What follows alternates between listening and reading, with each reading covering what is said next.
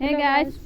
এতিয়া আমি এইছোঁ ৰ'ব আমাৰ গাঁৱৰে শিৱ মন্দিৰত যিহেতু আমাৰ ঘৰতে পূজা চলি আছে সেইকাৰণে বেলেগ মন্দিৰত নেগলোঁ আজি আমাৰ গাঁৱৰ মন্দিৰতে আহিছোঁ তো গাঁৱৰ মন্দিৰতে পূজা চূজা কৰি লওঁ তাৰপিছত লগ পাই আছোঁ আপোনালোকক গাইছে তাতে আমাৰ আজি গাঁৱত পূজা হ'ব বুলি কৈছিলে ইয়াতে শিৱ পূজা হ'ব আৰু থানখনো হ'ব আগত আমাৰ ইয়াতে পূজা হ'ব আজি ৰাতি আৰু আয়োজন কৰি থৈছে পানী খোৱা মন্দিৰৰ পৰিৱেশ চোৱাচোন ইমান ধুনীয়া শান্ত পৰিৱেশ মোৰ প্ৰথম মিনিবাৰটো আপোনালোকে দেখিছে চাগে এইটো আমি এতিয়া ভৰি হাত ধুই দিলোঁ এতিয়া মন্দিৰত সেৱা কৰি ল'লোঁ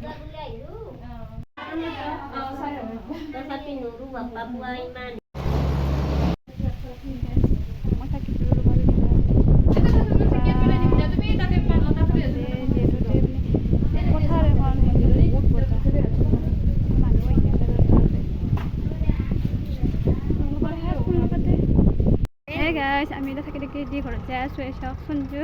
আৰু মই ঘৰত যাই যিহেতু ঘৰত পূজা আছে সেইকাৰণে ঘৰত যাই আছোঁ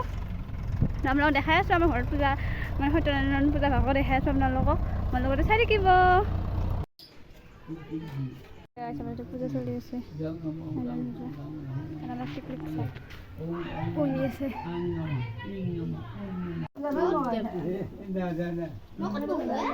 সেই গাইছ আমাৰ এইটো নানি পূজা সেই গ'ল ৰ'ব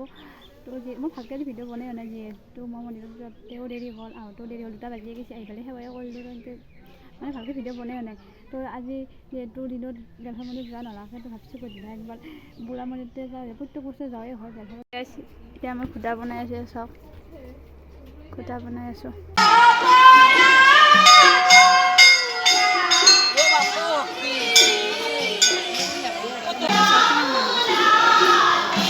দে মোক ফটো মাৰছিল দে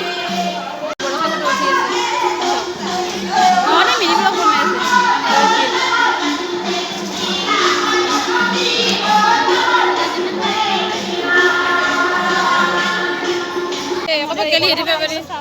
তই নাজা নেকি আপোনালোকৰ মই শিৱ পূজা খাইছোঁ কথা ল'লোঁ নে কি কৰে খাই আগে তেন্তে খাই আগে আজি আপোনালোকে ভাং খাইছিলে মই ভাং বুলি নহয় মই আকৌ বনাই আজি লগা নাছোঁ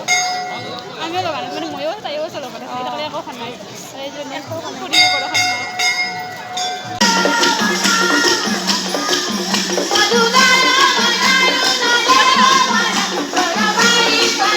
গিলাচত চাহ খাইছোঁ গাইছ বৰষা চাহ খাই আছে 2টা গিলাচ দিছোঁ সঞ্জু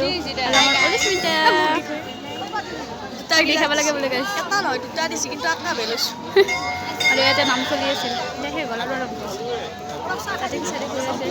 যিহেতু মানুহবিলাক লগতে চব সেইকাৰণে তাতে খিচাৰি হৈ আছে এতিয়া মই আমাৰ গাঁৱৰ শিৱ পূজাক লৈ যাই আছোঁ ৰ'ব মোৰ লগত আছে কৰবী পূজা আৰু মোৰ ভাগিন দুজনী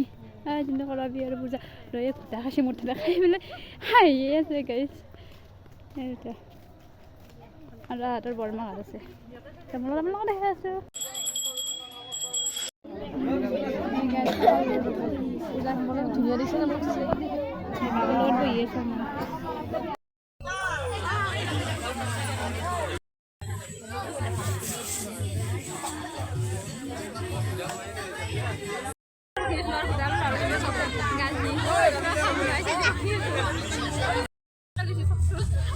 মই কি কৰি ঠিক নাই তাকে লৈ আছোঁ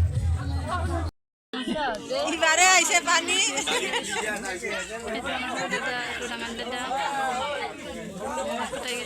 মাছ বিচাৰি আছে নেকি এইবাৰ যিহেতু ইয়াতে মন্দিৰতে মানে আয়োজন কৰিছে যোৱা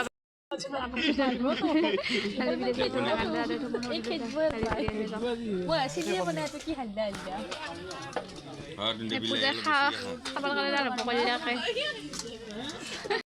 তো আমি প্ৰসাদ ল'লোঁ তাৰপিছত ভোগো খালোঁ ভাতটো খালোঁ যিহেতু ভাতটো কৰাইছে তো এতিয়া আজি ব্লগখন মই ইয়াতে শেষ কৰিলোঁ বহুত ৰাতি হ'ল ঘৰত যাওঁ এতিয়া যিহেতু দিনটো ইমান কষ্ট হৈ আছে তো এতিয়া আজি ব্লগটো ইয়াতে শেষ কৰিলোঁ